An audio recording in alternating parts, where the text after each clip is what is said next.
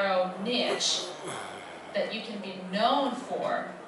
So I'm known as the digital woman, I'm the tech girl, and all of the stuff and information that and the resources that I share are all around using technology, leveraging technology. And so people follow me, they have a reason to follow me because they now want to use me as a filter to be able to find relevant information. And so you have to figure out how you can be a filter around your topic or whatever your business is.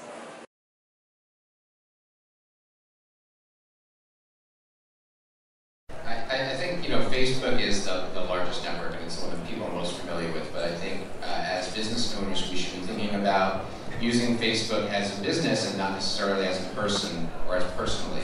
And a lot of people start their actual pages, their business presences, thinking about like their friends, and they're going to, you know, make more friends. That's really, you know, not what your presence is there for. You know, you want to be useful in giving out good information about your business, good information about your industry, specials if you're, you know, in brick and mortar or in a place where people are going to come electronically and find you. Facebook allows pages to do a couple of different things that are really important.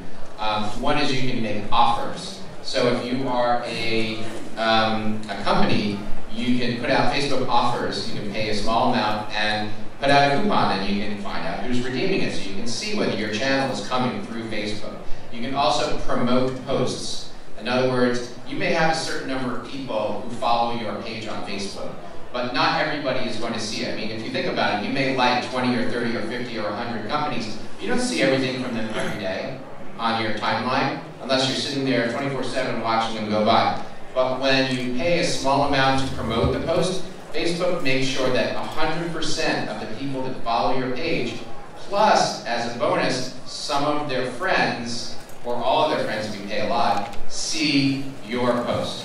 So if you are trying to attract new people, if you want to put out a special, if you're a bakery, you have a beautiful picture of cookies, or cakes, or cupcakes that you just baked, and you want to sell more cupcakes, promote that post, and, you know, offer up, hey, we've got these in today. Everybody on your Facebook connections who are related to your page and their friends are going to see this. And you know, as I actually use the bakery example because I wrote an article in Inc. I have a column in Inc. I wrote an article about promoting posts. I talked to a bakery. They had 14% greater sales that day, 21% sales increase over the following 2 weeks, having posted a couple of things and promoted them. And I wrote this article, and by the way, it's on Harbrook, my company, HARBROOKE.com.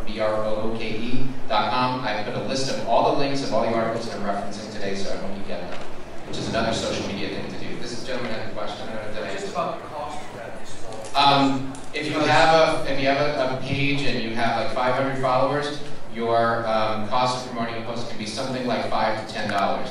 If you have a page and it's like 5,000 per post, if a page that's like 5,000 followers, you're going to be in the $20, $30, $50 range, depending on, you know, what you want to promote and how much you want to spend. And Facebook will give you the different ranges of prices right when you make a post, and you can click promote. That's both from Facebook on the web or also from their mobile app. So that's a good overall. And it brings up the question: is it worth spending money for this stuff? I mean, you can spend a bribe, depending on how you want to look at it, these platforms in order to get better attention and more flow. Is it worth doing? Well, first thing that you can think about is if you don't want to spend or invest in Facebook advertising yet, that's okay. So when you're on Facebook and you see the news feed and you are constantly seeing posts from some of the same people, from some of the same pages, and you're just not seeing every page that you like, every person you're friends with, there's a reason for that. It's because Facebook has an algorithm in determining what shows up in your news feed. So the things that show up in your news feed at the top are what was posted most recently, has this person interacted with you in the past, and how much engagement is happening. So the more comments, likes, shares on your posts, the more likely it's going to be seen by more people for free. So that just means, first off, have really engaging and awesome content, because if you have great content that people want to share and people want to engage with, they're going to get free advertising because it's going to constantly show up in the newsfeed over and over again for people to see. Now the other part is you want to pay for Facebook advertising. I'm a full supporter of Facebook advertising because Facebook has the best targeting that you could possibly ask for when trying to advertise. So when you make a Facebook profile, you put in every single detail about yourself. You have your age, your gender, where you work, what you're interested in, your likes, your dislikes, your favorite movies, your hometown, and you pretty much pour your life into this profile page.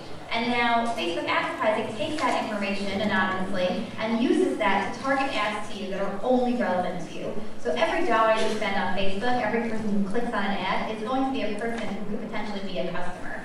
So you can say, I have a local store, only put people in that area code or in that zip code surrounding your store to make sure that people who are clicking on your post and seeing your ads aren't going to be a waste. Wow. I mean, honestly, like, I grew up in New Orleans, I live in New York. So it's unsurprising that I get specials about air flights between those two cities. Correct. That's a little creepy, isn't it? A little bit. Does that flip you out?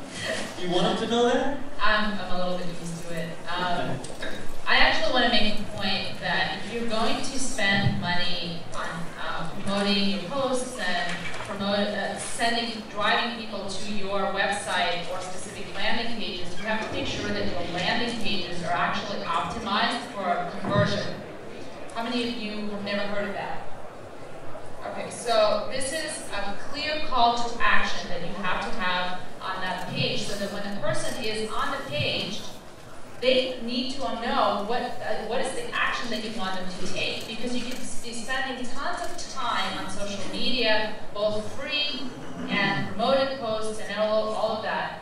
But when you send people back to your page, if it's not clear what you want them to do there, what action you want them to take, all of that energy and that money and that time that you spend has been wasted.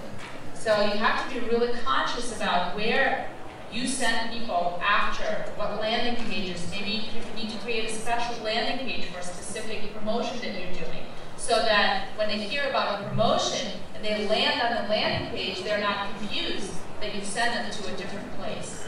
So those are all things that you need to think about. If you want them to do something, you got to tell them what you want them to do. It Exactly. sounds obvious, but a lot of people don't do that. People don't do that.